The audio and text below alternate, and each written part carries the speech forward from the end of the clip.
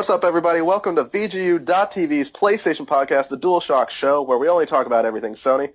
I'm one of your hosts, Matt Mobley. Alongside, as always, Tom Freeman. Hello. And Allan Muir. Dead Island Riptide's a piece of shit. You know it. We're going to talk about that in a while. But before we start the show proper, I want to give it up for two things.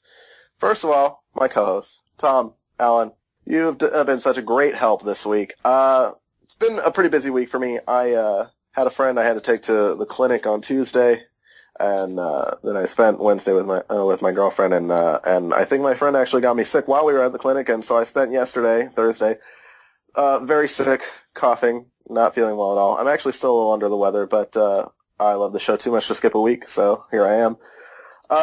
But the point of this is that you guys helped a lot this week with the Google Drive document. Everything in this show, listeners, was prepared by Allan and Tom. The news, the question of the week, the topic of the week, and so I want to give it up for you guys. Thank you very much for being such a great help this week. On the back. Yeah, there you go. Go on. The second thing that I wanted to mention, I said I was going to do this earlier in the week, and I want to go ahead and get that out of the way right now. I wanted to promote and pimp out a site called Shirt Punch Tees. They're not paying me, so this is really just because I love them very much. Listeners, if you've never heard of them before, Shirt Punch is kind of like T-Fury. I'm sure you've heard of that one. That seems to be a little bit more popular. Where they put up a shirt. Well, they actually put up 3 shirts every day for 24 hours. Usually hybrids of pop culture, or just referencing pop culture. I, for example, have one on the way, actually, that looks like a postcard. In the background, it has a mushroom cloud, and it says "Welcome" or "Greetings from Raccoon City." Nemesis is in the front, and it says "The Home of the Umbrella Corporation." It's just cute little things like that. Really fun, cool things to wear on a T-shirt. Allan actually got a T-shirt this week of Nintendo characters dressed as DC characters. So Comic books. So yeah, how do you get PlayStation characters dressed up as DC characters? The licensing deal went sour. So that's what I wanted to pimp out real quick, listeners. Go to shirtpunch.com. Check out those sites. Even if you don't think that today's a good day for, today's shirts aren't very good, just remember there's always another day. All right, so we usually start every show with a little section called "What Have You Been Playing?" Allan, tell me about what you've been playing. I've been playing mainly 2 games. One PC game, which I guess I shouldn't talk about. Don't bother. What game is it? Game of Thrones Ascent. Yeah. Alright, is that only PC then? Yeah. Yeah, it's basically, I don't want to, it's like, you basically become a lord of in Westeros. Yeah. Build your house and gain power. Is it kind of like a base building strategy type thing, or? Sort of. Like early on, you get like a maester. You get a guy to manage a master of coin. Yeah. So what's this other game you've been playing? Tell me about it. I've been playing a little game that is titled Dead Island Riptide. Sounds amazing. And you reviewed it. Listeners, you can find Allan's review of Dead Island Riptide on VGU.TV. Please, tell us a little bit about Dead Island Riptide, Allan. Tell us how you feel. So, Dead Island Riptide. It takes place almost immediately after the first island ended, where the remaining survivors get on a helicopter and fly off into the sunset. Yeah. This time, they find a ship, land on it, and before you know what's going on, everything goes to hell because you cannot have anything go right in a zombie story. Yeah, not really. I mean, zombies are just too angry, too hostile. Did any of you guys play the original Dead Island? I played a little bit of it, and I hated it. Yeah, I got so bored immediately. Of course, you gotta. I would say that half of the reason that I hated it, I mean, also because it's boring, but half the reason was, it was basically a shittier Left 4 Dead. And it was nothing like the amazing trailer that they showed at E3 earlier that year. Yeah. So, because that was an amazing trailer. I don't know about you guys. Maybe I was Yeah, that's what I overly mean. upset. If the game had that sort of tone throughout, like, you could maybe forgive that awful gameplay, but no. Yeah, like I don't know about you guys. Maybe I'm overly sentimental, but that trailer made me cry. I thought it was beautiful and really sad. And I immediately, like, the first time I saw it, I was like, I have to play this game. And then I heard about what it actually was and completely hated it. So. Oh, so you guys aren't going to see the movie? There's a movie. Well, there's going to be a movie, yeah. There's a Yeah, Dead we'll Island. see. A lot of games get announced as movies, so. It's going to be about a family fighting their way through the zombie apocalypse on Illinois. Well, there's enough zombie films out. Is it like animated or is it? Oh no, it's live action. Oh, is it? That would work. I Probably guess. won't be good. No, Yeah, probably most not. zombie films aren't, though, are they?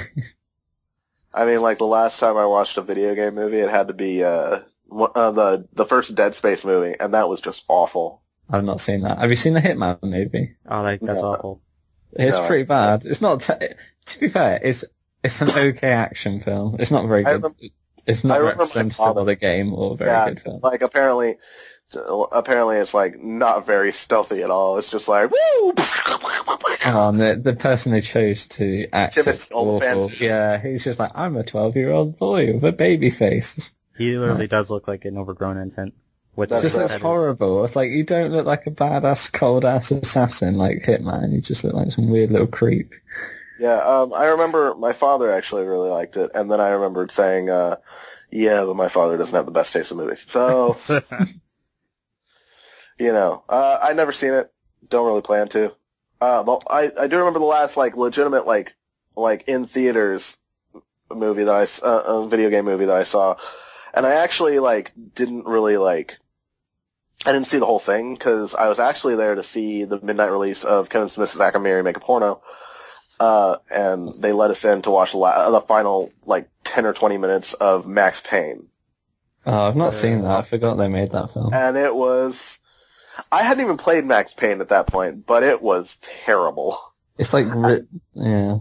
And then after I played Max Payne, I was like, now it's even worse. Because it's not about that at all. Exactly. Like, from the trailers, they made it all, angels and demons and stuff. And it's like, what? Well, because there's like a lot of Norse. There's Norse mythology in, like, Mass Effect. Sorry, not Mass Effect, Max Payne 1 and 2. But... There's a lot of Norse references. There's a club called Ragnarok. The drug that's on the streets is called Valkyr, like Valkyries and whatnot.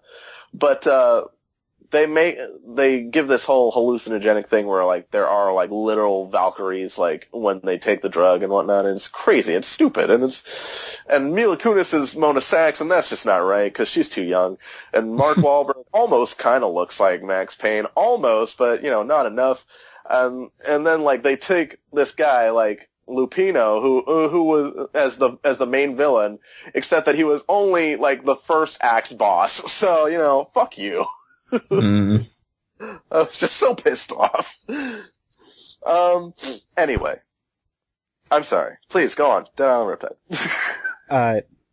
They introduced a new character named Yes. John Morgan, who's an ADF soldier, who turns out to be immune like the rest of the survivors. Right. Yeah, hooray. Before you know it, everything goes to hell. Zombies somehow got on the ship, and then ends up crashing on the island of Palanai. Oh, shit. And Is that the same island from the first game or not? no, it's like a sister island, it's in the same area. Okay. I see. Due to monsoons that have been ravaging the area, they brought the zombie infection. The waters literally carried over everything from the first game. Carried Yeah. over the zombies, the infections, the different types of zombies. The textures. Actually, no, that I'm joking. and when you first find the rest of the survivors, you're introduced to one of the new gameplay mechanics, hub defense missions.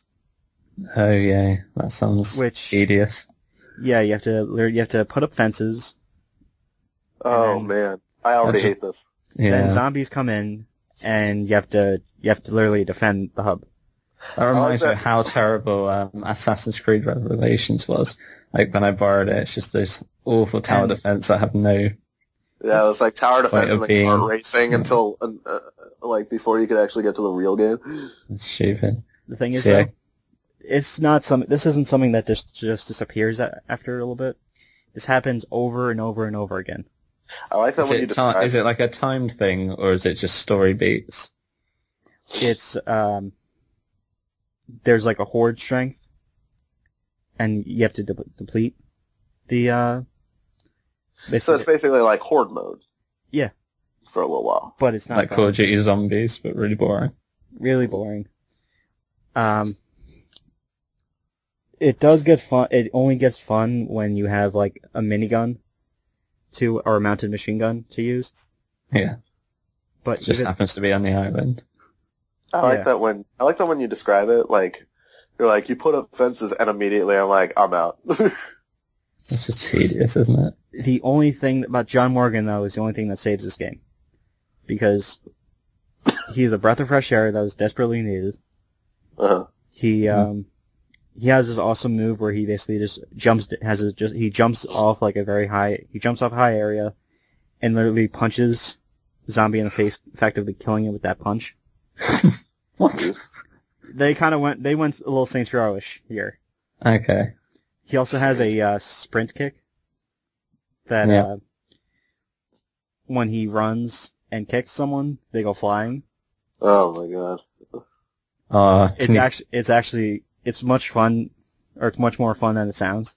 Can you reenact 300 in it? Like, just kick him off a cliff? This is Sparta. Yeah. You can actually kick someone so hard their limbs will fly off.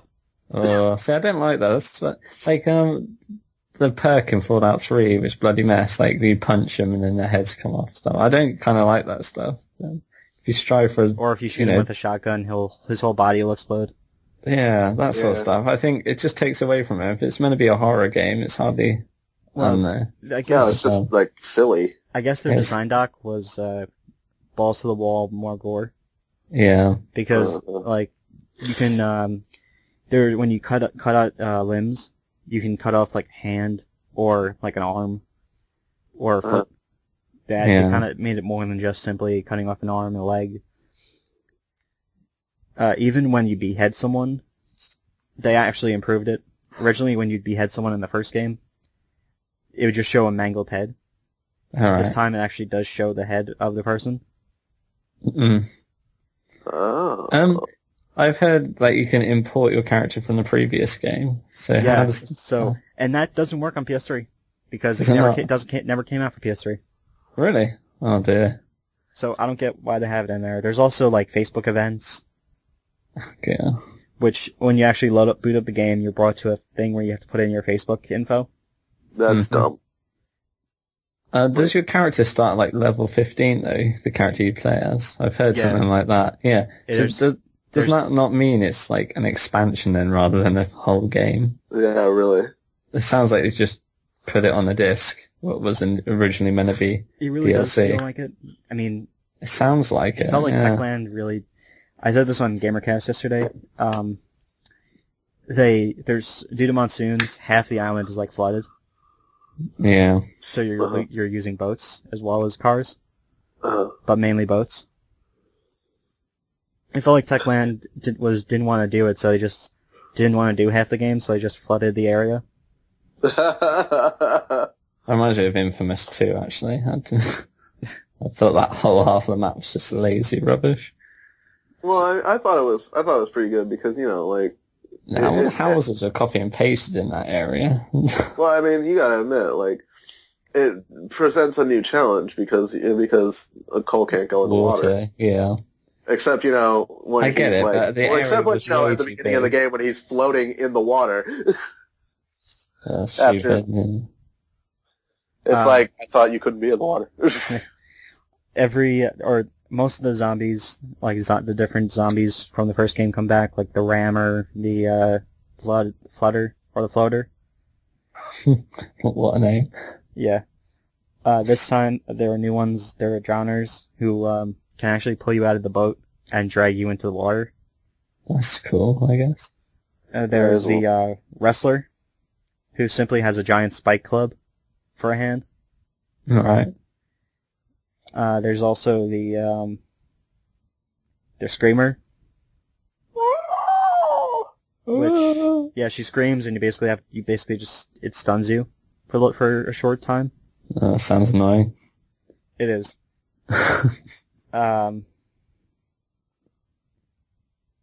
There's also a grenadier. Wait. Now the zombies can operate grenade launchers? Well, no. It basically it's a zombie that retains some intelligence. Because the zombies in this can actually use weapons as also. That reminds me of Resident Evil 4, the later stages. Well, I mean, remember that in Resident Evil 4, they weren't zombies. Whatever. So, like, I've actually been killed a few times by zombies with, like, machetes or not machetes, cleavers or knives. Very frustrating. Oh, well. But that sounds like a pain in the ass. there's only so I'm like almost 70% done with the story, not including the side quests, which those are really just stupid as well because they're all fetch quests. Well, fuck them. That sounds a bit lazy again. Yeah. Josh said yesterday, jokingly, find me 5 berries, and I told him that I said, you're actually really close to one of them. Find some bark for my son so I can treat him. Bark? Wow. Like tree bark? Yeah, tree bark. Okay. Jeez. I don't like any of that. And what do you have to do? Get a machete and hit a tree? No, you just find it laying around somewhere. All right. You can't even go to a tree and get it.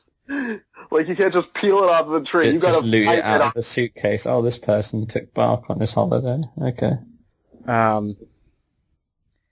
Like some of them include having killing people. I'm just thinking like find me bark. There's a tree right behind you. What, killing normal people? Yeah, you have to kill some. There's a guy who wants to feast on wants to eat the survivors because he thinks they'll cure him or cure the people. Mm. So he tries to burn down. He literally tries to do like a baptism by fire. So after you run away, you escape, you get to go back and kill him. Uh-huh. And like another thing you have to do is kill a drug dealer so you can get his coke. Yeah. His coke. What do you use the coke for? So some survivor wants it. He wants to snort it. He was being really. He's told to know that your character is a drug addict. So what? So here's a mission. You go, oh, the zombie apocalypse bad, yo. Go get me some cocaine. No, it's go like, risk your life for some cocaine. He's like, do you want some money? Can you get me some, the thing for your nut that you can, some drugs, the one you put in your nose? It's like, yeah, because I don't know what that is. Yeah, he's acting really dumb about it. But it's a shame you couldn't actually give him the drugs and let him overdose. You pretty much give him, pretty much do a placebo effect. Oh, what did you do? Give him some sugar? Some glass? Some sugar, basically. How rude. Yeah. There's only one point so far throughout this entire game where I've actually felt this is actually pretty cool. It's when you come across a group of prisoners who try to shake you down. You literally go into a rage mode and kill everyone. Mm. That's cool, then. And that's it. That's the only thing. That's the coolest part. That's the coolest part. I don't know. I've heard that zombies teleport out of thin air, and that when you eat stuff like fruit, and then you turn around and it appears again. Like how they populate the world with items and stuff. Yeah, like you can leave an area and everything comes back. Yeah, if you leave an area, say if you use fast travel to go from one area to another, you come back. Oh, everyone's back. And every item as well. Yeah, I had to fight about 3 wrestlers in a military area, which was a real bitch. Like, I fucking hate this. So what you could do though is fast travel to somewhere where you can like, oh, I'll just search these suitcases, and then fast travel away and back, and then search them again, and do it till you got enough. Yeah. Basically, just infinitely replenishing your resources. Well, yeah, that's what I mean. Like, so it's not a horror game, is it then?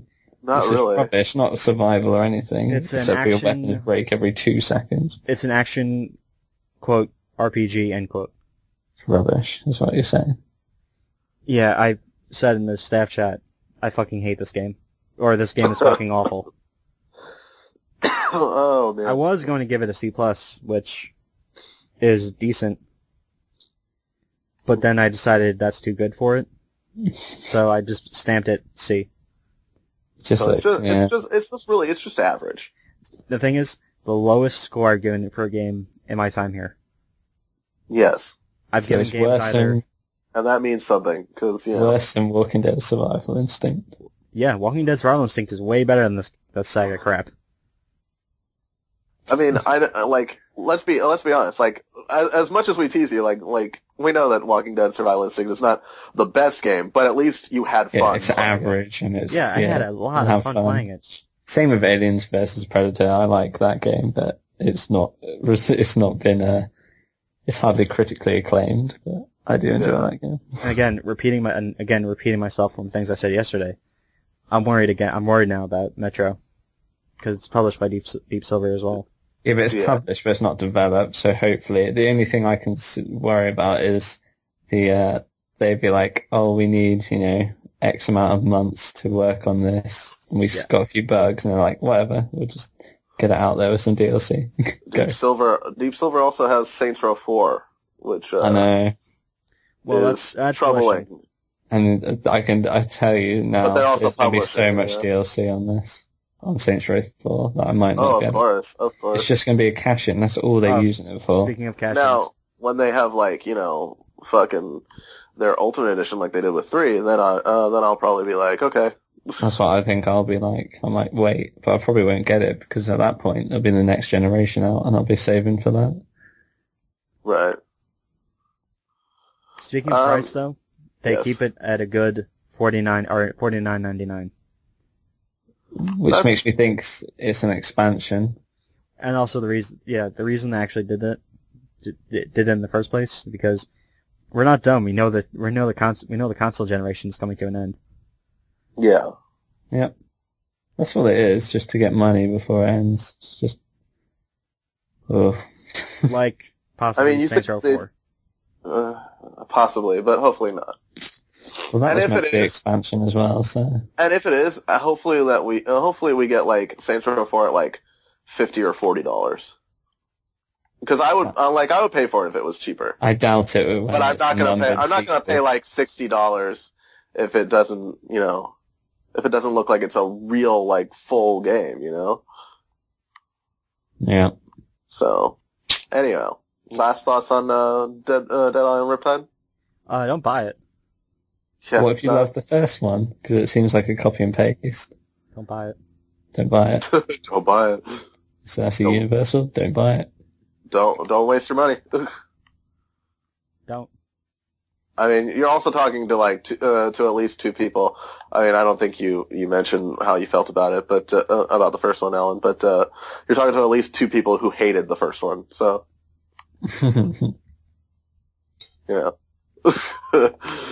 Yeah, we were already predisposed to not want it in the first place. Yeah. Okay. Well then, if that's all for you, Alan, Tom, what have you been playing? I've not played much, but this week I decided the Dragon's Dogma Dark Origin's coming out. So I thought, well, I better trade, because I have Dragon's Dogma and I love it, but I better trade it in now. Otherwise, if I don't trade it in now, I won't get any money for it. So I traded that in before Dark Arisen came out. And initially, I went on the website and said, I'd only get £6 for it. So I was like, okay. I went there and I was going to pick up Deus Ex Human Revolution. So I borrowed that off a friend, but after that first boss, because I was playing the stealth playthrough, it drove me nuts and I hated that game, so I couldn't be bothered to play it anymore. So I was going to pick that up, but then I saw they said, Dragon's Dogma is worth 10 at the moment, so I was like, fine. So I went to change it. I thought I might as well just get a more expensive game then. And so I got XCOM, Enemy Unknown. And from what I understand, you really, really enjoy it. Oh man, I didn't think I would enjoy it. I played the demo, and I thought it was all right, but I kept seeing like really good reviews for it. I thought, well, I'll give it a chance. A lot of people love it, so yeah. So I thought I'd give it a chance because I've never really played strategy games before, and I was like, eh. So I'm horrible at strategy games, so like I never bothered to give it a chance. Yeah, that's same. I wouldn't have considered it otherwise, but so I picked it up on a whim, went back, and I have to say it's consumed me this week. Well, the amount of time I've been able to play it, it's really fun. But it's scratching that itch I get, the Dark Souls itch, where it's hard, but it's not because it's, like some games enemies have lots of health and it takes ages to kill or you die in one hit. It's not like that. Right. But it's like, because you have to like manage a base, kind of like an ant farm.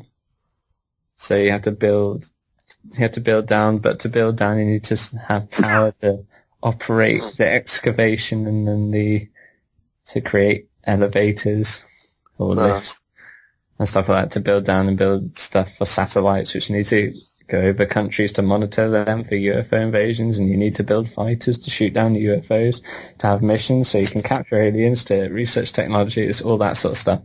So it's a lot of base building in that game, but it's also a lot of actual on-the-ground tactics fighting. But I've recently failed my playthrough, which gave me a nice little cutscene of the losing. Wait, you actually lost?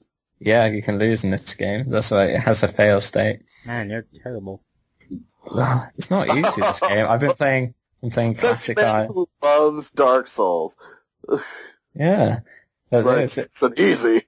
Well, it's because I'm new to a lot of these concepts, so it's like some of this base building stuff. I'm not sure what I should be doing, and you get very little funds, and then then your people die. And I've been playing on Iron Man, which it's like it goes on top of. Maybe that's why you're playing on a really difficult setting. Oh yeah, well, I don't see the point of playing this game if it's not an Iron Man. This seems like the best option. Tom, do you sleep on a bed of nails? No. I mean, seriously.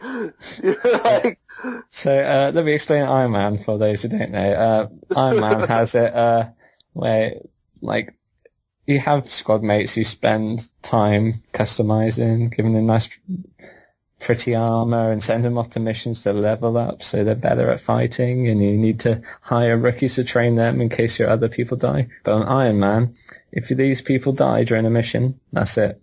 They're dead. There's no reloading. You can't load to old saves because it constantly saves after each turn. But you can't load to earlier ones.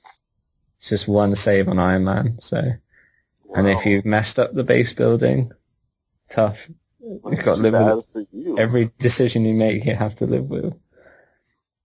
So it's kind of like Fire Emblem. I remember my brother had a Fire Emblem Game Boy game, and if one of your characters died, it was this huge game where if you had a cast of 30 people, and if one of your characters died, that was it. You couldn't take them back. There were no Phoenix Downs in that game.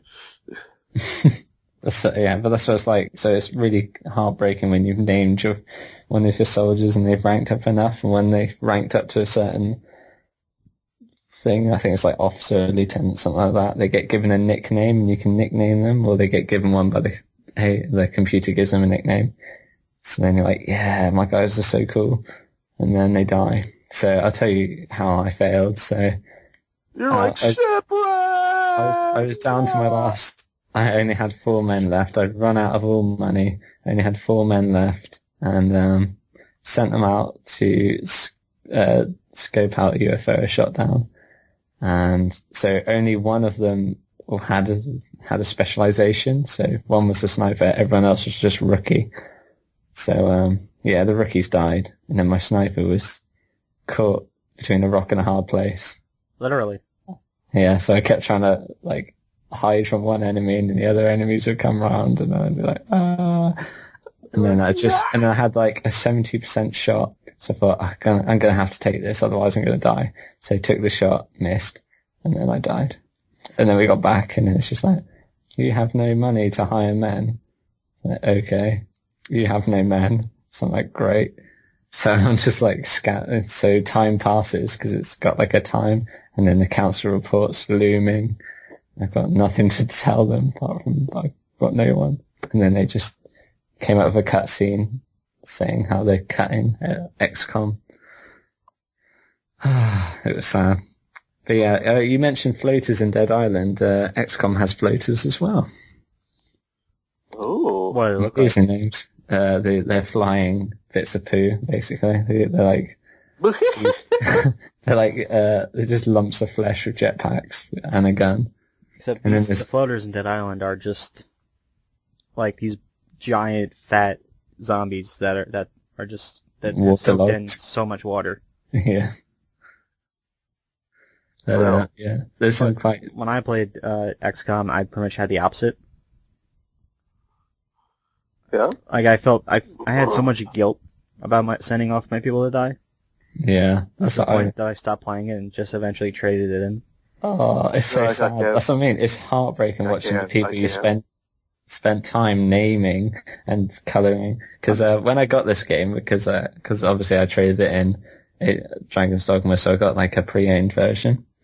And the original game doesn't let you customize like the armor color and like helmets and stuff. But like I had a pre-order code in there that the last person didn't use, so yay. And I'm tempted to get the DLC now. Even though I have it for PC, Yeah. I'm probably gonna try playing it again and instead name all the people after villains. So I don't feel bad, so it's like a Suicide Squad thing. No, you don't want that. You want to be like... So I can name my first guy Roose Bolton. It's got to name them all after comic book villains. Oh no, he's a Game of Thrones villain. Still, he's going to name them after comic book villains just so he can talk about comics on the show and make make Tom all mad. I'm trying to make Tom mad because he's a Game of Thrones character. He's don't be spoiling stuff. But yeah, I recommend XCOM, and especially if you like harder games. And I think Iron Man, not a lot of games have the balls to have a fail state. Like barely any games you get like say no, game over, start again. Like Right. nowadays. Like, no, you fucking lost. Yeah, it's like you've lost, tough, start the game again. Like no game does that. It's just... I think it's a breath of fresh air, and it's a nice little, strategy games as well. I've never tried them before. I'd never seen interest in it, but yeah, I think it's a great game. But now you're into it. You're like... I am pretty into it, yeah. Okay. I'm sat there like looking at, when I'm not playing the game, just sat there like between essays, just looking at forums, like what's the best strategy? What do you build first? What to research? All sorts of stuff like this. So, yeah, but that's all I've been playing this week. So, what about you, Matt? Well, I'll start by saying that I was at my girlfriend's, and she wants to get rid of a couple of games so she can afford some more. Games that she just never really played. One of which is Battlefield Bad Company. So I'd never tried it. So before she sold it, I threw it on and gave it a win. And it's all right. I played a couple of missions, but I was like, this is just the kind of game that you want to play once, and I'm not even like really that into it, so like I wasn't gonna finish it. I got like one trophy, but I think I mentioned this last week when we were talking about the deals. Was Sonic 4 episodes 1 and 2 were discounted. Yeah. And so I got both of those, and I've been playing that because I had Sonic 4 Episode 1 on Xbox, and I got all the achievements. It was a pain in the ass, but I got it. But so I thought I'd try and get the trophies on this one. Mm-hmm.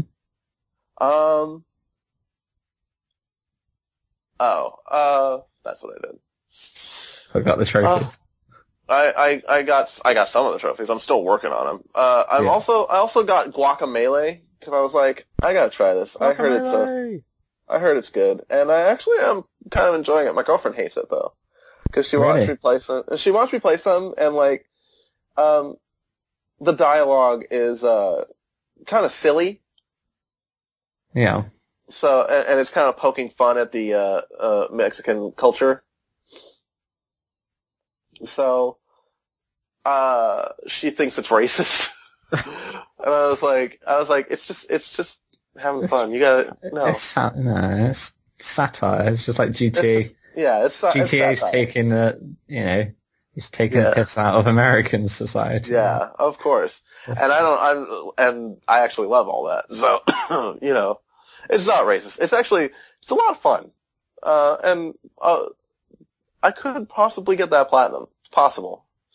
I don't know how hard mode is though. In keeping, I played a little more Mass Effect. Managed to get myself to be a Spectre and all that. Still trying to get my Intimidate up because I'm playing a Renegade, so I can tell that Indian gentleman to go fuck himself because he can't have his wife's body back. Wow, why you gotta be a dick about it? Because I'm a renegade, Alan. Why does he want the body? What's up with the body? Because his wife died on a planet, and the military wouldn't release the body. They were testing it to see because she was killed by new technology. Okay. And so they were going to test her body and run tests and see if they could find a way to combat it. And you can either talk to the guy and be like, release the body so he can have a proper funeral, or you can tell him like, we need this and whatnot. This is war. We need to run these tests so we can get our weapons up and more people don't die like your wife did.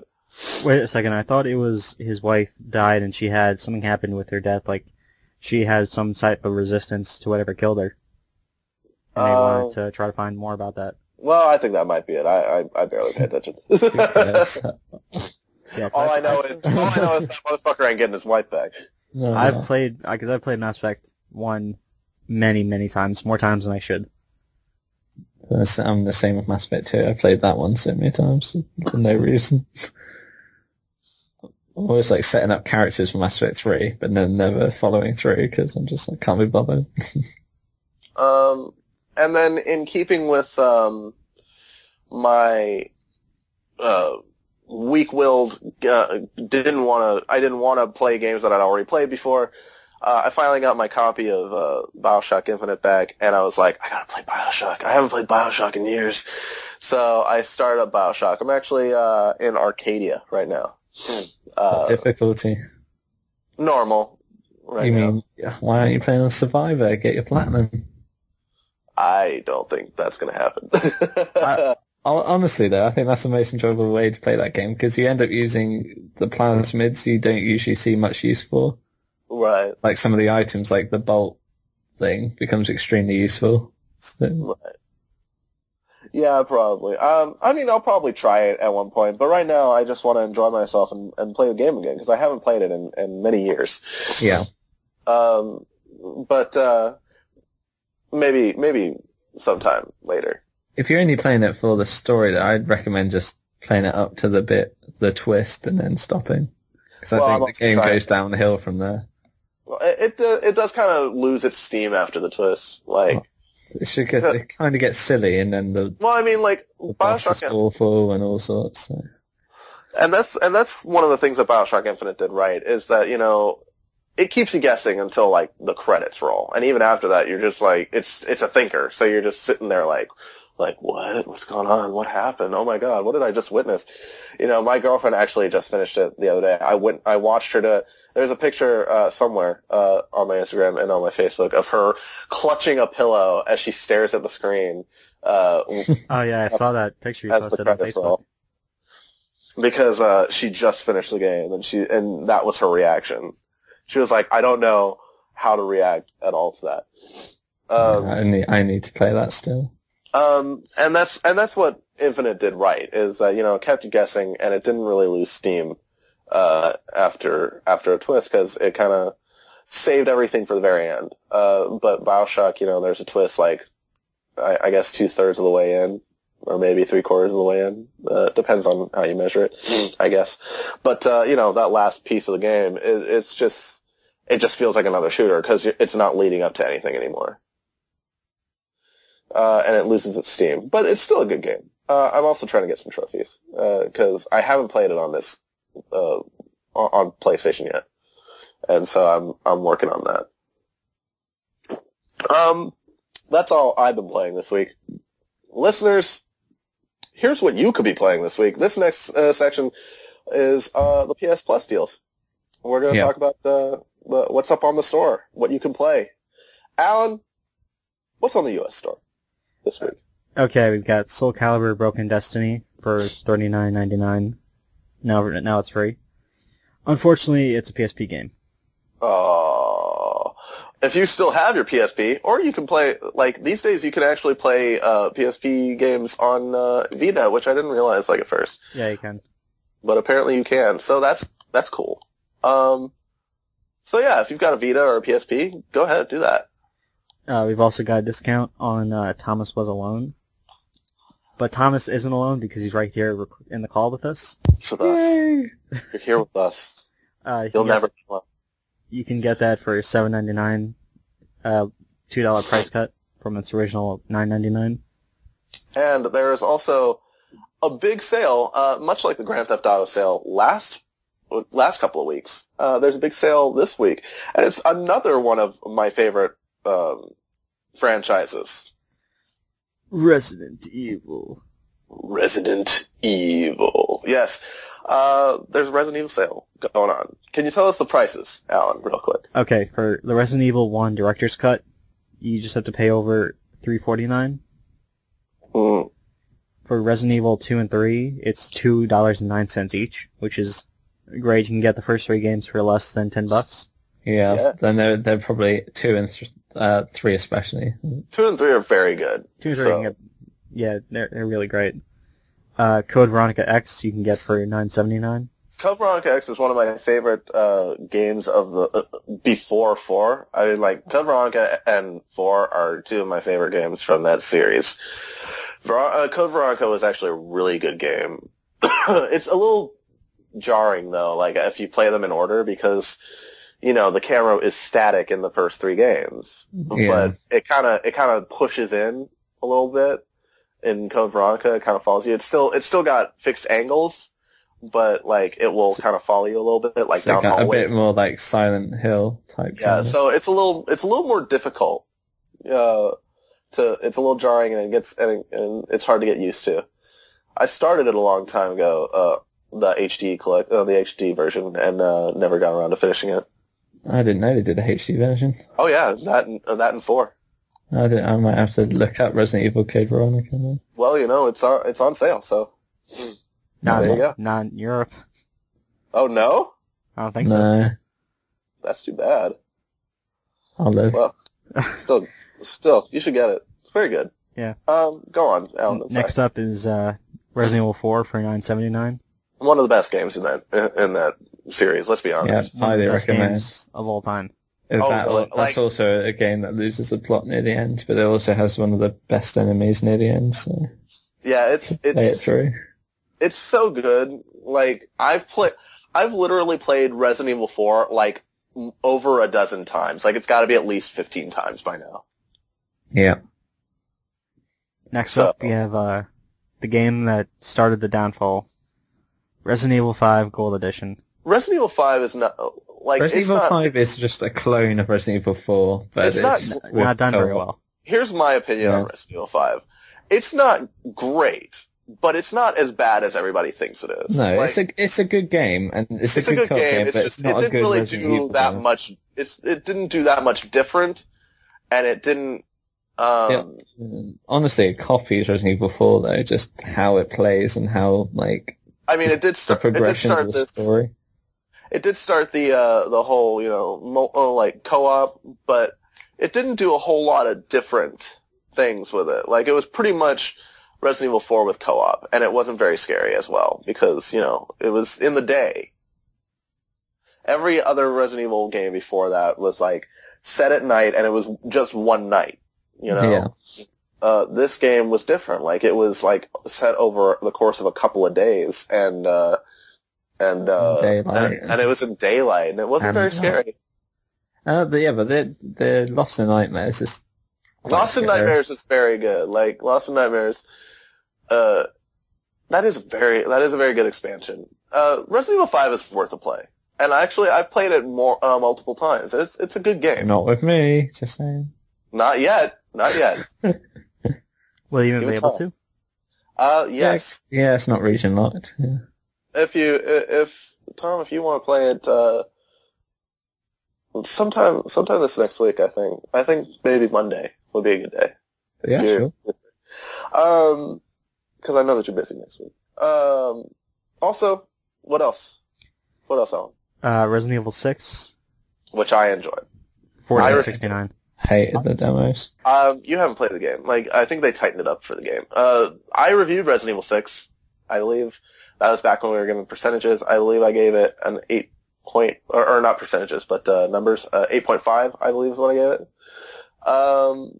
You can find that on VGU.TV somewhere. I enjoyed Resident Evil 6. All the stories are pretty good. Jake's is like, it's alright. Chris is fairly good. Leon's is still the best. And of course there's Ada's, after you beat all the others. And, that was pretty good. It kind of put the rest of the game in perspective. That's the point. Did the Resident Evil 4 HD, does that have the, Ada missions? The what? There was like Ada Wong missions in Resident Evil 4, but only as certain editions. Yeah, it's on the HD version. It's got both of them. It's got both of them. The one from the GameCube one and the one from PlayStation 2. So it's got, that's what I was wondering. Yeah, it's got assignment, Ada, and separate ways. So it's got pretty much everything. Mercenaries as well. So even though, why would you want to play Mercenaries on exactly like Resident Evil 4, especially because there's no multiplayer?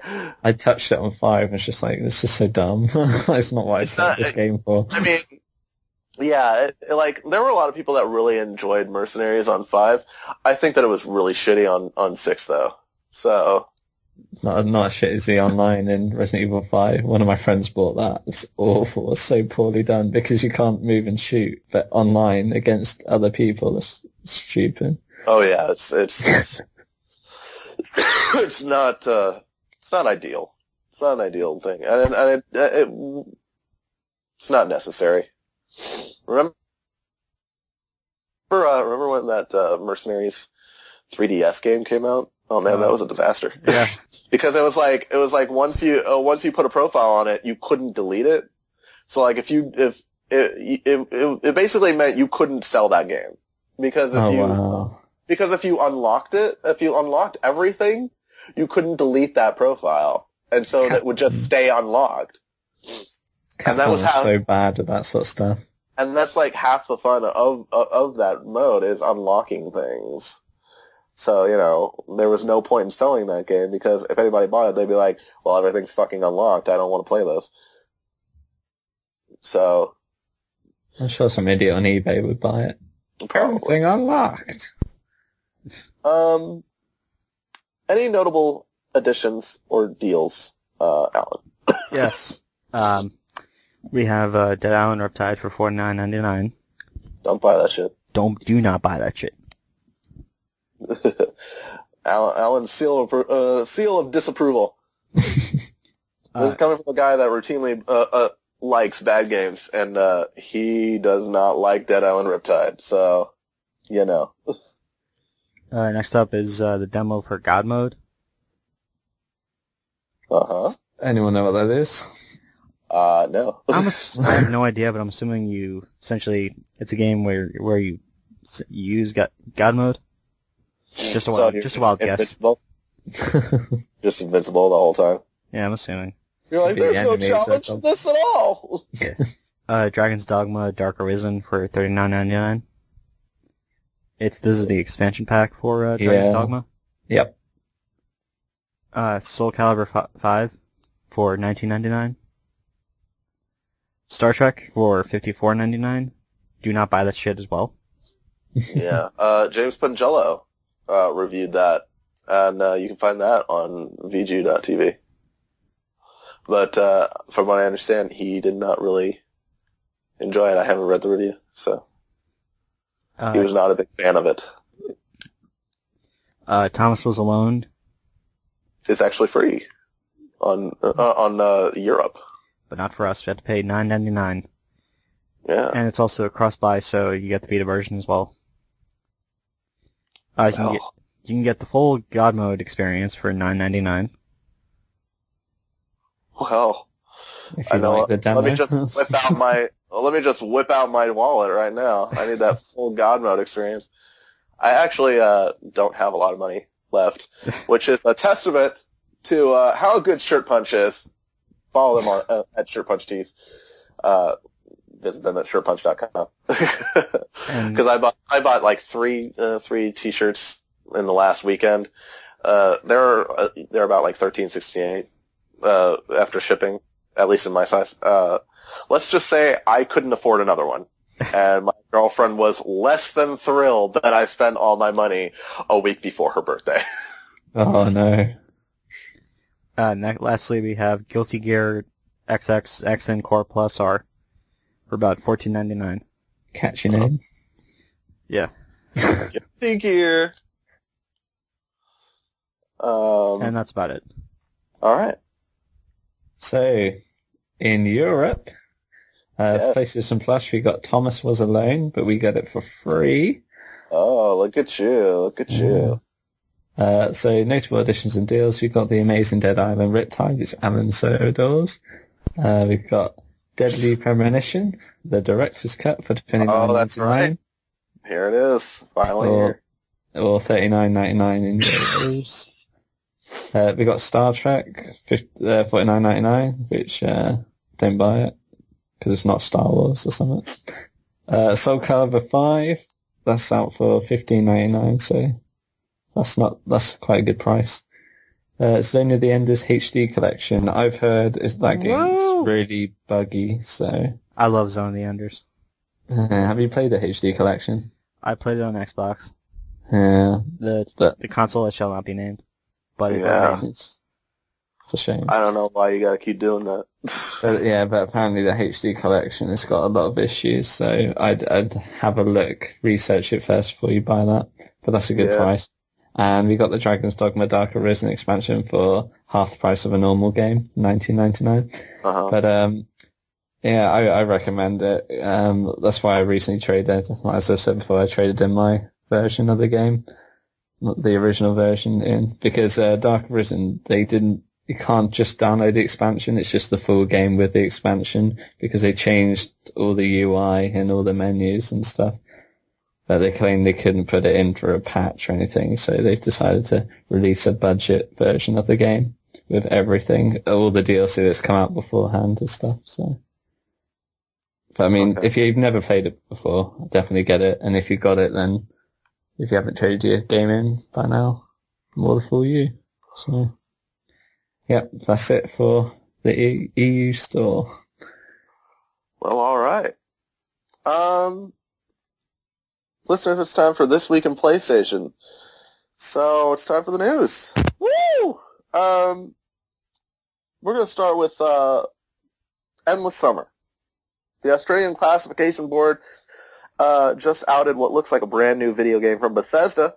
It's listed as Endless Summer, which means that Bethesda's got two games in the works. Evil Within, which was the topic of the week last week and subject of our question week, and it's currently listed as I'm sorry, I was reading the fucking thing again. And now they have Endless Summer. Any idea what this could be about besides, a summer that apparently has no end? Could be a new IP. All right.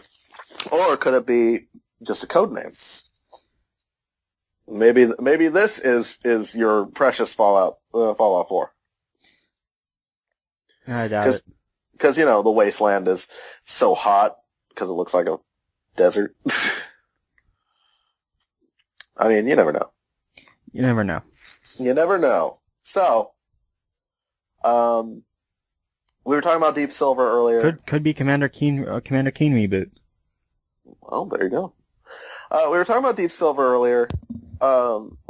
Deep Silver announced that the pre-order bonuses for Saints Row 4, anyone who pre-orders at participating retailers in North America will be upgraded to the Commander-in-Chief Edition, featuring a Screaming Eagle weapon that fires rockets out of its talons and can invoke the Sonic Scream attack, leaving your enemies dazed, confused, and likely scarred for life. I've also seen an outfit that makes you look kind of like Uncle Sam, and a jet that is that literally looks like an eagle. Nice.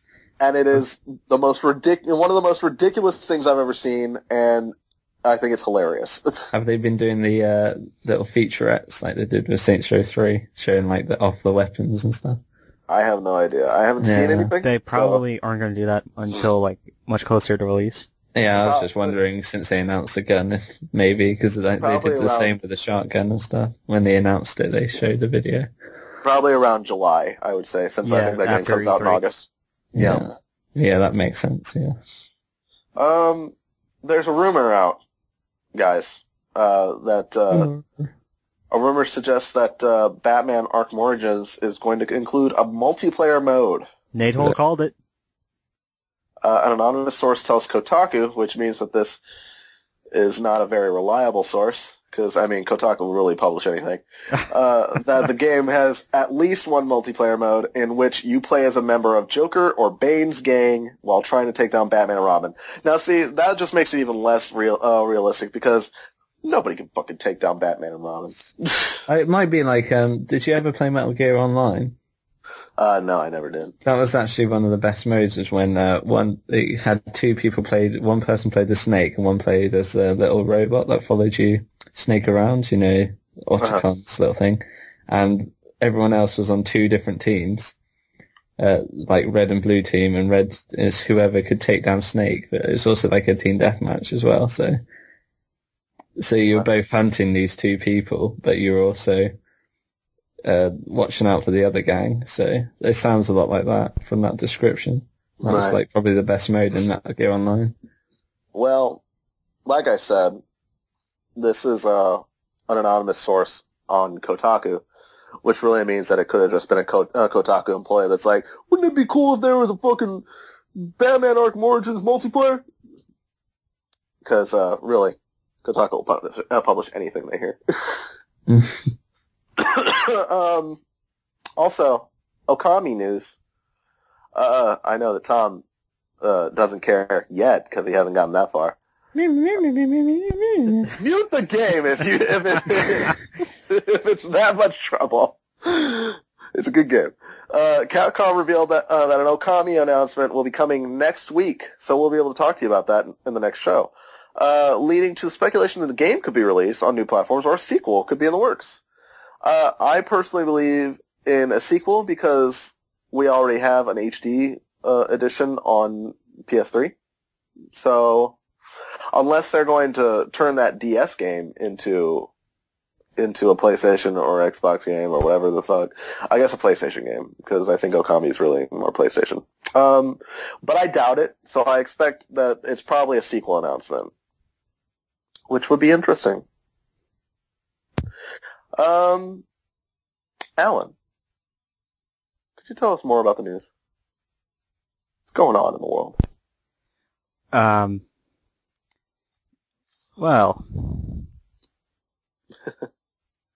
he's like, I wasn't prepared. I'm sorry. The THQ had their auction. Ooh. And, lots of people picked up some stuff. Yeah. They picked, Nordic Games in particular picked up, Darksiders, Red Faction, MX vs. ATV, Summoner, Destroy All Humans. Yes. No, that's a boo. That game... No, the original game The original is game amazing. that came out like 10 years ago. Yeah, but it's on the PS2. Yeah, but they messed up with with a launch game on all systems. But I think the original was amazing, and it's probably part of my top 10 PS2 games. I actually never have played Destroy All Humans. It's a satirical B movie. It's taking the mick out of B movies, and you play as the alien, as in like a 1950s sort of like Mars idealized.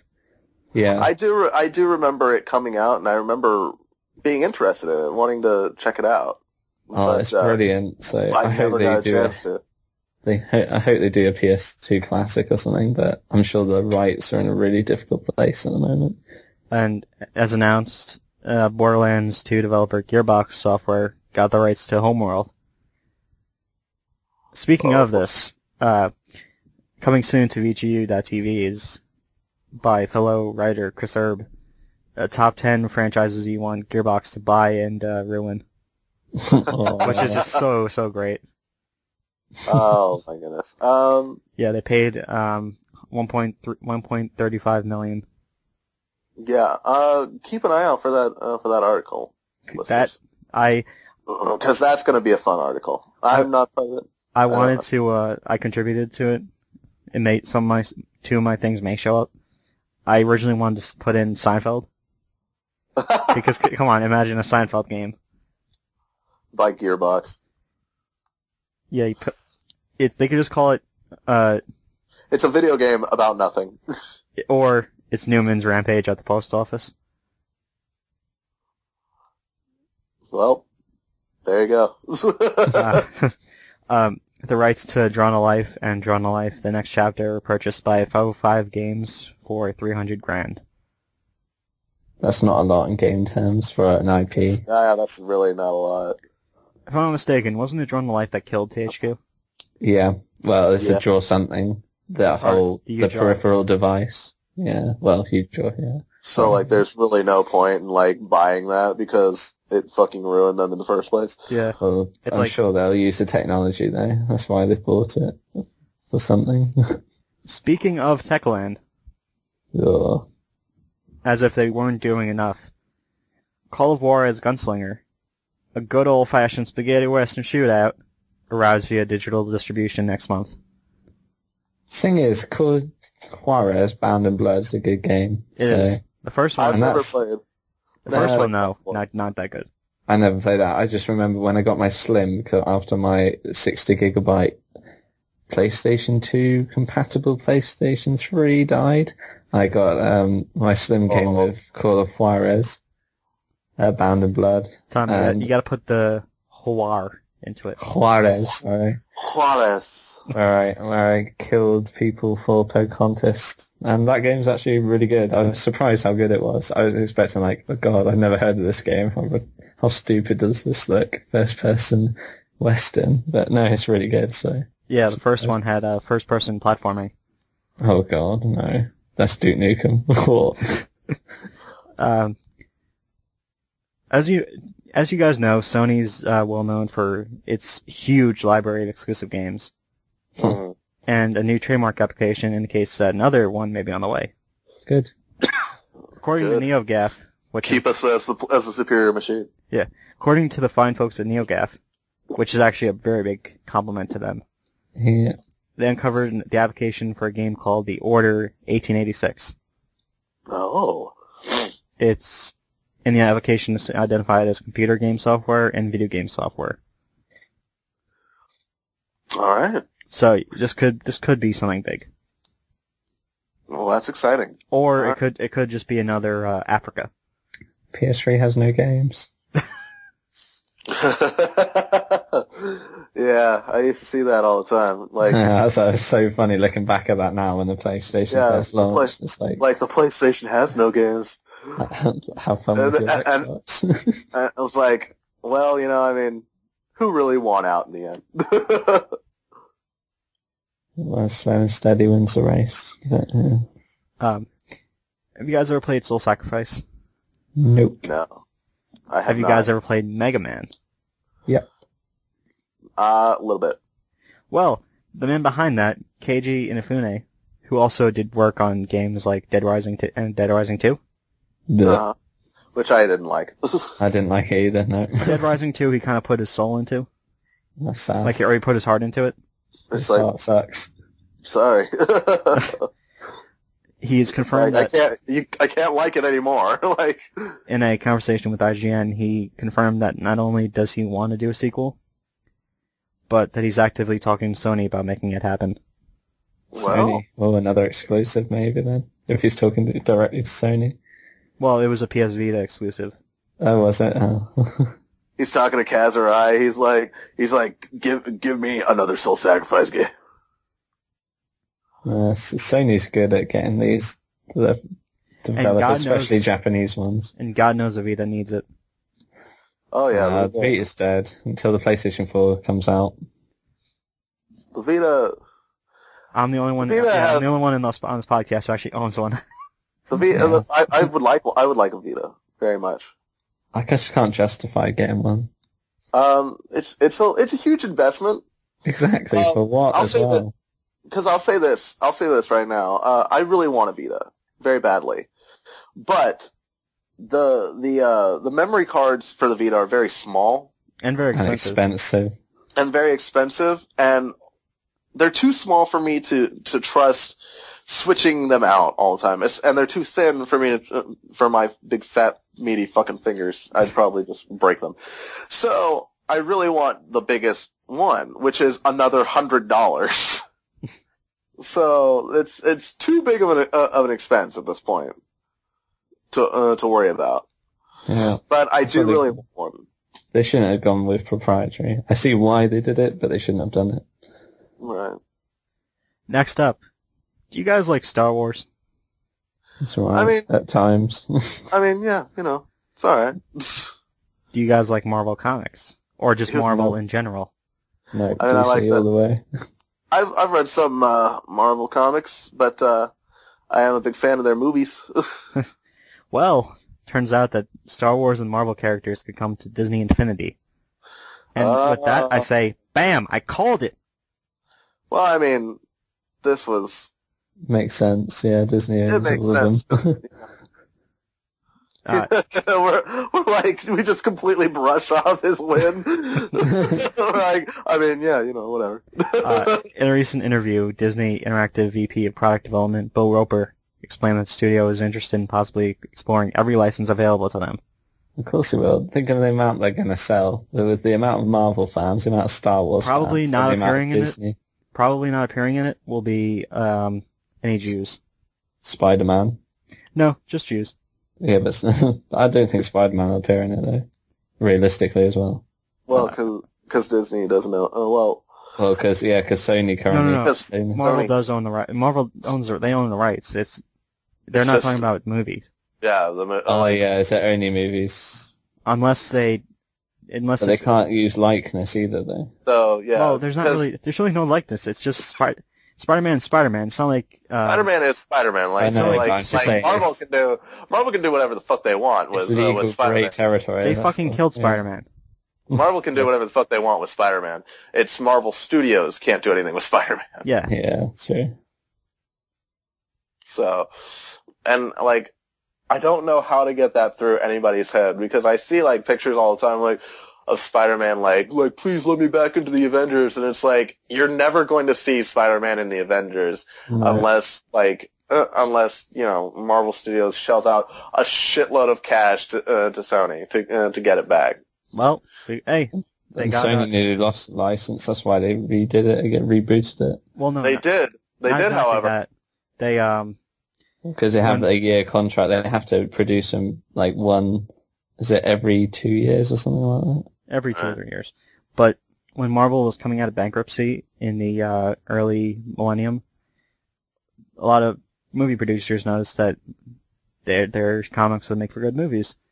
So it was that basically brought them out of bankruptcy. Yeah. And now that they're finally getting back to being powerful, they can't get it back because of the very thing that caused their success. Yeah. God, I love talking about comics on this podcast. However, fortunately, Marvel just got back the rights to Daredevil. Yeah, so you never know. Oh, yeah. So, look for that movie eventually. Another crap movie, yeah. Oh, hey now. I can't say Daredevil be was- interesting. Hey, Jon Favreau was okay. He's such a terrible character anyway, let No, alone he's the not. movie being terrible. Daredevil was fun though. Daredevil was a Have fun you movie. read the Daredevil comic by Mark Waid? No. It is great. By Mark Waid, but I did read Kevin Smith. Okay. So, we already know that a Star Wars Marvel character is coming to Disney Infinity. Tom, Hello. will you come over and talk about the rest of the news?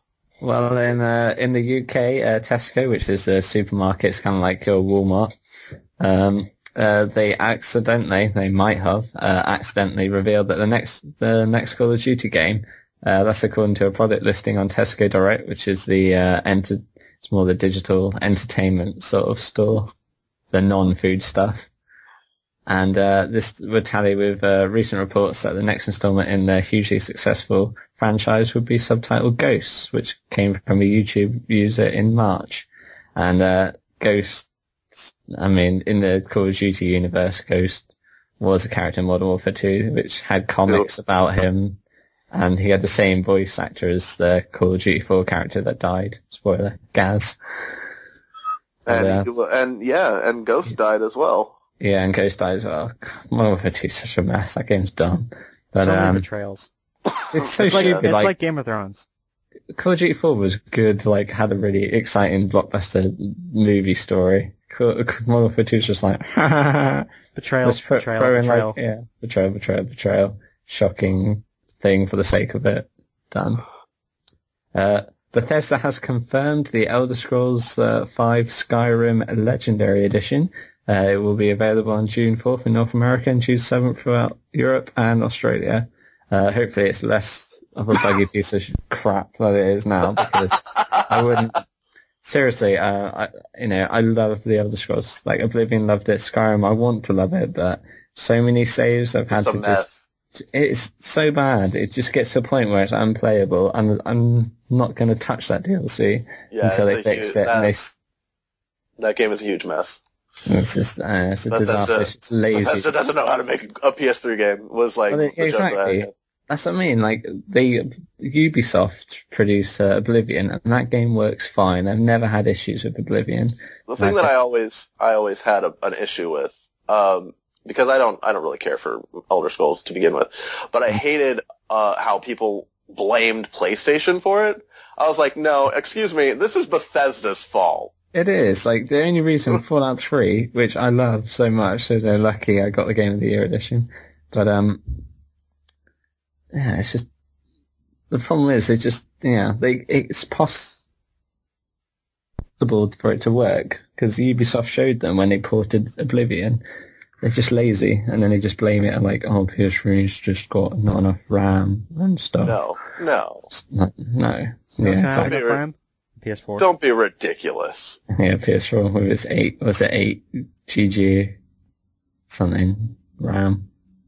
Ridiculous RAM, which makes it's probably going to be ridiculously expensive again. Yeah. We'll see. An ESRB rating dug up by CVG, so that's a computer video game website, indicates that the HD Sly collection, which is Sly Cooper 1, 2, and 3, is coming to the Vita. So I highly recommend that. I think, Matt, you've got that as well, don't you? The Sly collection. I played it. I don't have it, but I played it, and it's very good. It's just really well made, and it's easy platinums too. I was actually. It's always got to be an easy platinum. I made a joke, and she's getting mad at me for. She's gonna get mad at me for mentioning this, but I made a joke to my girlfriend. I said, yes. I was sharing the news with her. I said, yes, Sly Collection is coming to Vita. It's really good. All games are really good, and easy platinums. Even you could platinum these. That's right. My girlfriend can't even complete Sly 1, so I was just like, oh. They're very good games, and if you have a Vita and you just want to play Sly on the go, those are good games to have. Yeah, hopefully it's cross-buy as well, which I mean, it's great value for money. Then you definitely should get it if it is cross-buy, and you haven't got it yet. Blockade is developing an animated Heavenly Sword movie based on the PlayStation 3 game. That's the launch game, developed by Ninja Theory. Fringe's Anna Torv will voice Noriko, with Alfred Molina as King Bohan, and Punisher himself, Thomas Jane, as Loki. Todd Farmer, writer of Jason X, My Bloody Valentine, and Drive Angry, is handling script duties with Brad Foxhoven and David Wool, producing for Blockade. Oh, Todd Farmer, that is just not good news for the Heavenly Sword movie. Yeah, well, yeah, I've read a bit around this, and it's a straight to DVD movie as well. So like they're not expecting to make money. All three of those that you mentioned, Jason X, My Bloody Valentine, and Drive Angry, are all horribly written movies. Drive Angry is actually like hilarious, but it's hilariously bad. So, you know, it's don't. So I'm going to call it right now. Don't watch that movie, listeners. Don't watch it. Yeah. Did any of you play Heavenly Sword? I didn't because still no trophies. So who cares? Yeah, true. But and like I played the demo a few times, but didn't interest me. My only experience with Heavenly Sword at this point is I played as Noriko in PlayStation All-Stars Battle Royale. So. And talking about movies, our Ratchet and Clank movie, one of the biggest questions we've gotten in the last few years is, when are you going to make a Ratchet and Clank movie? This is from one of the creators of Ratchet and Clank and Insomniac. And they said, the truth is we've wanted to do a movie for a long time. Ratchet and Clank's action, humor, and galaxy-spanning adventures have really been the basis for a fantastic game series, and we think it translates perfectly to the big screen. We've been looking for the right partner to help us bring Ratchet and Clank movie to life, and we're thrilled to announce that Blockade Entertainment and Rainmaker Entertainment are currently in production on Ratchet and Clank's first cinematic adventure. Insomniac. So that means that Blockade is doing Heavenly Sword and Ratchet and Clank. Yeah. Blockade, if you don't know, did anyone ever watch the TV series? I think it's Transformers Beast Wars. It's like an animated. Yeah, but I mean, like, obviously it's bad, but in terms of animation for the time, it's quite good, especially for a weekly. Josh could probably have something to say about that because he's really into the old Transformer stuff. Spoilers. So Insomniac is honoured to play a hands-on role with the film's production, screenplay, character development, and animation consulting. Furthermore, our own Ratchet and Clank writer, TJ Fixman, who has written all the recent Ratchet and Clank games, is writing the script for the film as well. So, has anyone seen the trailer for this movie? Who cares? What are you saying? Who cares? I like Ratchet and Clank, but I'm worried. Look, I don't know. Like, I was, but the teaser trailer they showed, I was impressed. Apart from they used the character design from the All for One for Ratchet, but they use a classic Quark, which I'm happy with. This is going to be our topic of the week, listeners, the Ratchet and Clank movie. I'll be the first to admit that I couldn't really... Excuse me. Bless you, God. Thank you. Good God. I couldn't really get into Ratchet and Clank, at least not the first one. All for One was like, okay. That's not a Ratchet and Clank game. But, I couldn't really get into it, but I mean, I'd still watch it, because it's funny. It's a funny game. And I like Quark, I think he's funny. I think Ratchet is a cool guy. I like Clank, because he's kind of funny. So, it reminds you of kind of like a DreamWorks sort of production as well. I mean, obviously, it's not to this scale and stuff, but I mean, especially Crack in Time was really well made. But, and obviously, Tom, you are going to be the one that's the most excited about this. I am. Because I know that you're a huge Ratchet and Clank fan. Well, I've been gaming since the PlayStation 1, and I grew up with Spyro. That's my favorite PS1 franchise, and then my favorite games, obviously, Metal Gear Solid. But, the Spyro 1, 2, and 3 by Insomniac, brilliant games. And then on the PlayStation 2, I went straight away to Ratchet and Clank, because it was made by the same people, and I have to say that they're really good games as well. And then on the PS3, I was disappointed by Tools of Destruction, but Quest for Booty and Crack in Time, especially Crack in Time, are really good games. And they've always had these sort of Pixar quality animations, like the cutscenes and stuff. Yeah. And you know, it seems like the logical next step. But yeah, whether they can pull it off, but the teaser I think is promising at least. Well, that's good. That's good. What do you? I guess it's supposed to be based on the first game. I've not actually seen. Because I saw that there was like minor details that it was about Chairman Drek and all that. Oh, that's probably the darkest storyline out of the whole franchise as well. Because Chairman Drek was just some capitalist alien who was just destroying all the planets to make this perfect planet because his race polluted the planet they currently live on. Right. So he was, getting lots of money just to build this planet out of taking the best bits of every other planet, but causing the planets he was taking the best bits from to go out of orbit and just die.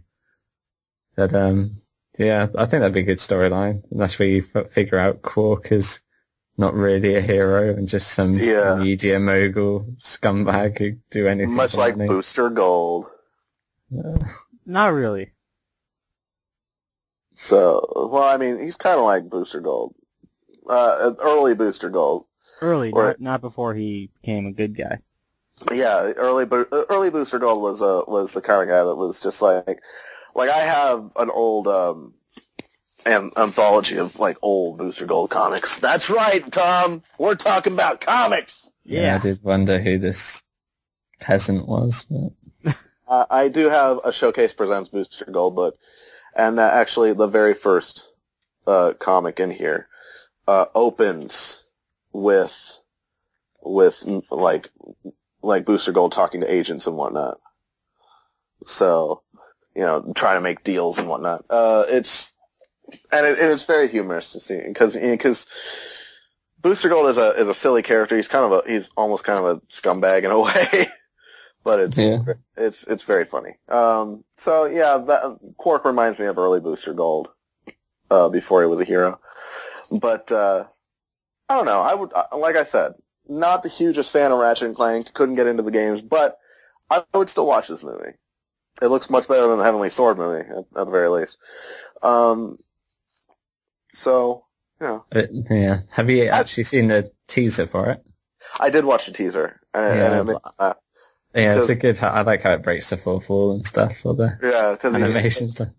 Quark talks shit about the animators, and Ratchet's like, maybe we shouldn't, talk bad about the animators, and he's like, what are they going to do? Stop animating? And then they take all the moving his colors and stuff. Yeah.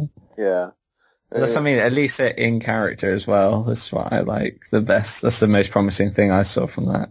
It was they act as a character would in the game. Because a lot of these, like I said earlier with Hitman, the movie, just he's just not like he is in the game. Yeah. In that movie, he's just some person, and he just loosely follow the game and stuff. But this looks like direct. This is how characters come to life, kind of thing. Yeah, he's like, you're just a turd out there. You couldn't run, you couldn't kick, you were just a turd. New episodes of Arrested Development on Netflix next fall.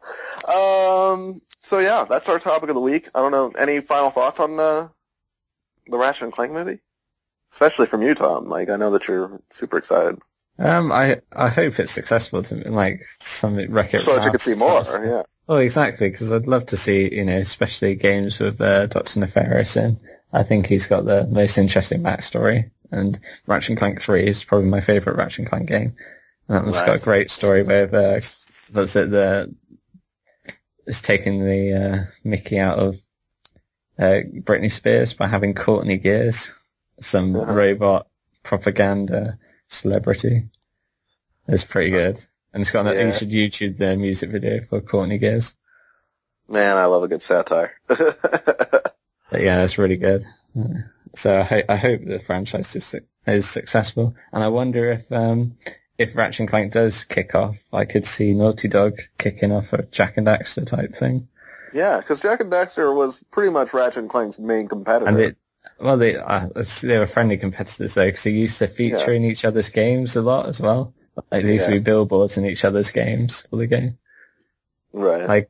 I think in Ratchet and Clank they're playing Jack and Daxter at the start of 2, I think it is, and in Jack 2 there's loads of future billboards of Ratchet and Clank games, like as if they were a movie and stuff like that. It's pretty good. That's neat. That's really cool. That leads us into our question of the week, listeners. What other franchises would you like to see turned into a movie? I personally would like to see Uncharted, if they could do it right. You know, none of this David O. Russell, Sully and Nate are related bullshit.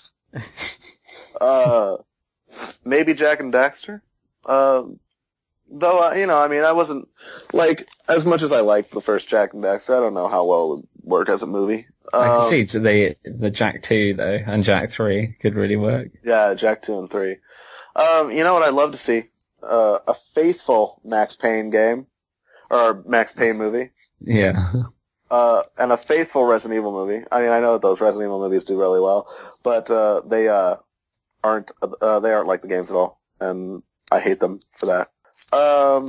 Red Dead Redemption would make a great movie if you could find a good way to boil it down. That was one of mine as well. Red Dead Redemption, Red Dead and Grand Theft Auto, I think, would make great movies if you can boil it down. And that's the thing. It's with Rockstar games, especially open world games, they stretch them out a lot. They stretch them out so much, and there's also so many characters that you don't want to cut out. There's so many things that you don't want to cut out. Exactly. And so it's so hard to narrow it down to the essentials and the necessity. You could do it as a trilogy though, like a Godfather type trilogy. Yeah, like Red Dead, just skip Mexico and just do the Blackwater in the opening section. Man, Mexico is just so long. It's just filler. It felt like filler when I was playing it as well. Yeah, as much as I love that game. Yeah, it's a great game though. Bioshock maybe, Bioshock Infinite maybe. Bioshock movie was in the works. It was by Gore Verbinski, but then he dropped out. I could see that not working though, because I think especially the first Bioshock. Well, the twist as well is related to the fact you're playing a game. It was commentary on that rather than... they'd have to come up with something. But I mean, the whole society underwater gone wrong, that'd work. Yeah. I'd love to see a faithful rendition of Metal Gear Solid 3 as a movie. Oh, that'd be really good. It'd kind of come off across like a Bond ripoff, but a really good one. Oh yeah, certainly. But it's but that's also really hard because just like with Grand Theft Auto and all the others, there's a lot of things that necessary that the character development between especially the the boss Snake. Yeah. Snake. It's very hard to narrow down and still make a lot of sense. Especially at the end of that game when things get revealed and you're like, wait, what? You kind of need all of that stuff to understand it all. So it's hard to make movies out of video games. Yeah. Because they get a lot more time to share their story. But you just got to find the person that can do it right. Mm-hmm. Sleeping Dogs also, I think, would make a great movie. Sleeping Dogs is a great game, and I think it could make a fantastic movie. Alan, Tom, your ideas. You go first, Alan. I always have to go first. It's order, bro. Mine is, it's not necessarily something I want to see made into a movie, but more of a TV series. Fallout. I would so watch that, yeah. Have you ever seen The Book of Eli? Yeah. I think that film's a bit too preachy, but I think if they kept in that sort of format, especially the opening where he's just, when he's just hunting cats and stuff to eat, that sort of thing, and then watching out for raiders and stuff, that'd be really good to watch as a TV series. And have you read the Stephen King book, The Stand? Yeah. Yeah, I think if they did it in that sort of way, apart from the stupid ending. That'd be really good. Yeah, that book starts off strong, but goes on for way too long. Gets silly. But no, I think, yeah, Fallout TV series would work really well. I'd like to see that. Wow. Yeah. I agree with you on that. Even though I'm not like a huge Fallout fan, like I would still be like, yeah, okay, I'd watch that. That would make a great TV series. I think there were others that like I thought would make great TV series, but I can't think of it now. Did you have any others, Alan?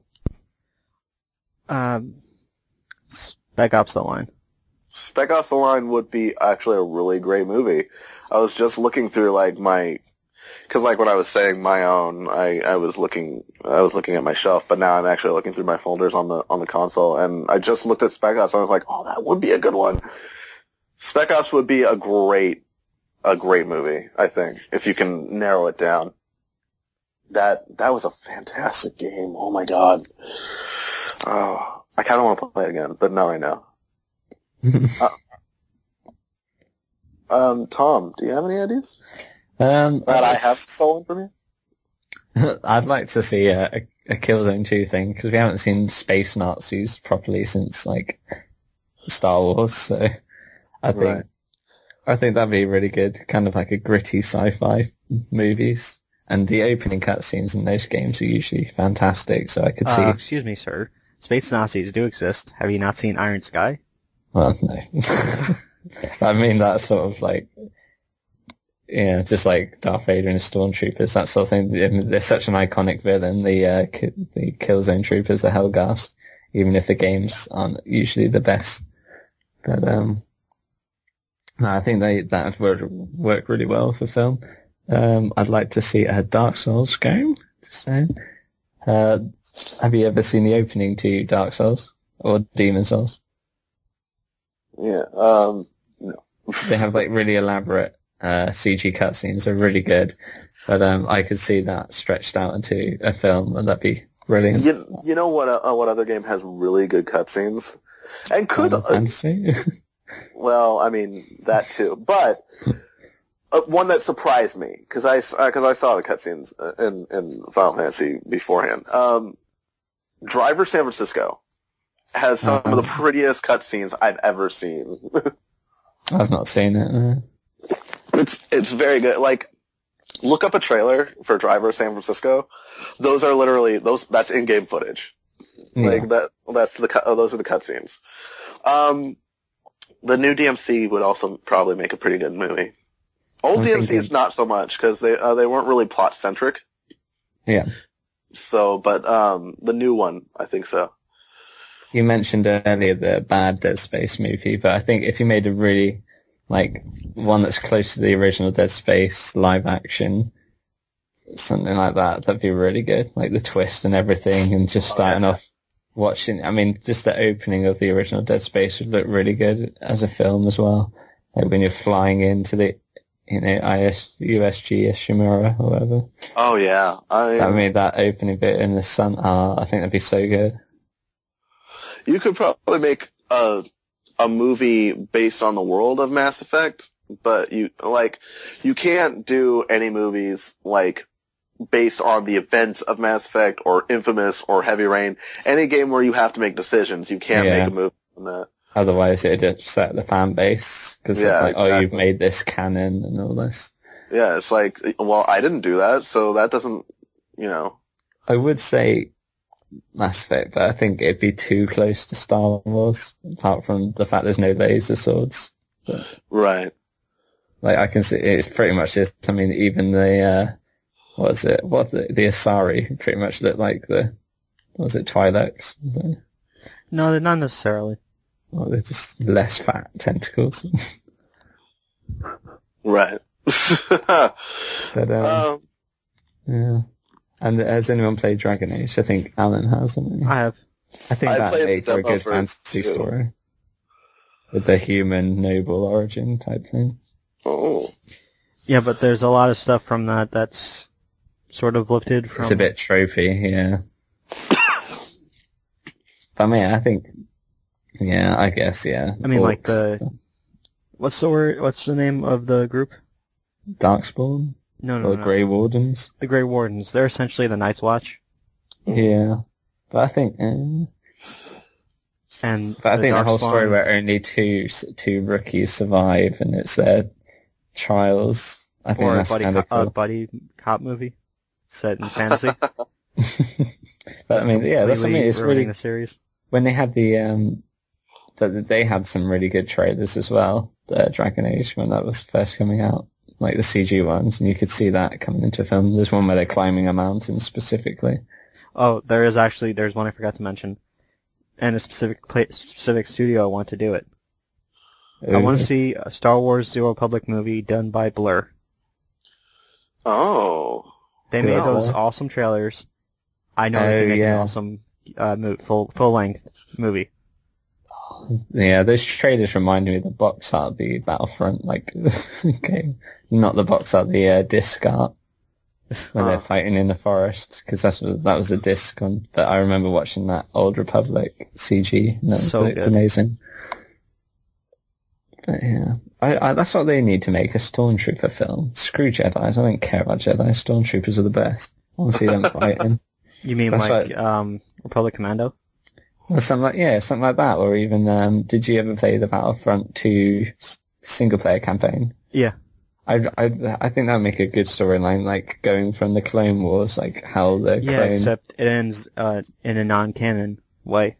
well, not the ending, but I mean just how like the clones, like some after the clones were dying, they recruited, but most of the stormtroopers were still clones, so they had to live with the fact they were, these strange people are in their unit now, stuff like that.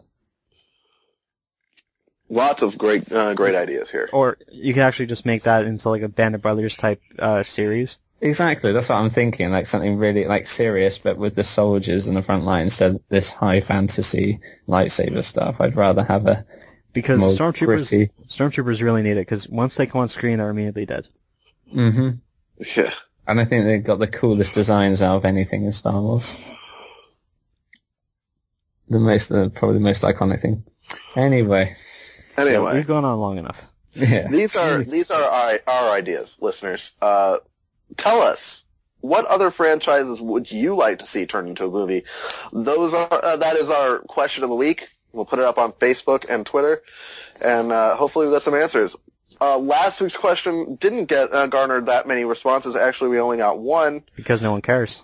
Yeah, I was going to say, not a lot of people have actually seen it. They've not marketed it enough. You'll actually enjoy this. You two will actually enjoy this response from Albert. The last week's question was, how do you feel about Bethesda's The Evil Within? And Albert said, it should be the next Fallout. Yeah, it should be. I'm straight. So Go back to Resident Evil, you loony. or Silent Hill. So, like I said, this week's question. Tell us what kind of game you want to see as a movie, maybe as a TV series. Take a leaf out of Alan's book. We have some community questions this week from a few friends of Tom's. Tom, would you like to share them with us? This is from a person's username Spitcat, and he asked, do you think GTA 5 will be coming out on the next-gen consoles as well as on the PlayStation 3? Maybe eventually, but at this point I have no... it doesn't appear that they're going to be on next-gen consoles, like on release. They said, not on release. They said they're not ruling it out, but the thing is, they've been in development since probably before 4 was even finished. So I think that it's not going to be designed for next-gen architecture since the dev kits have only come out probably earlier this year or late last year. Right. So I can't imagine they could even get it ready, let alone port it. So yeah, it won't be available on release. That much is for certain. But let's not rule it out that eventually, just like the PS2 classics on PS3 right now, that you might see Grand Theft Auto 5 on PlayStation 4. And Listener Essential, he asked, he wants to know if there's going to be a new SOCOM coming to the PlayStation 4 or anything of a similar ilk, such as just a tactical third-person shooter.